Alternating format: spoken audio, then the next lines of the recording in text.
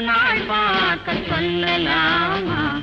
நாம் கையோடு கை சேர்த்து கொள்ளலாமா? செல்லாத இடம் நோக்கி செல்லலாமா? பின்னாமல் சிவராமல் அள்ளலாமா? கல்யாண நாள் பார்க்க சொல்லலாமா? நாம் கையோடு கை சேர்த்து கொள்ளலாமா?